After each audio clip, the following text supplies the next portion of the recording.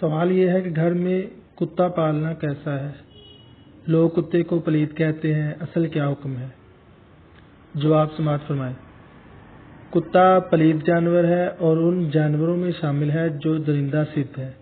حضور علیہ الصلوۃ والسلام کا فرمان ہے، ہر وہ گھر والے جو کتا پالتے ہیں تو روزانہ ان کے اعمال میں ایک رات کی کمی ہوتی ہے، مگر وہ کتا جو شکار کے لیے ہو یا فصل یعنی کھیتی باڑی کی حفاظت کے لیے یا مویشی کی حفاظت کے لیے وہ جائز ہے۔ معلوم ہوا کہ صرف شکاری کتا یا اپنے گھر اور مال کی حفاظت کے لیے کتا پالنا جائز ہے، اس کے علاوہ بغیر ضرورت کے کتا پالنا جائز نہیں۔ دوسری روایت میں ہے کہ جس گھر میں کتا ہو اس میں رحمت کے فرشتے داخل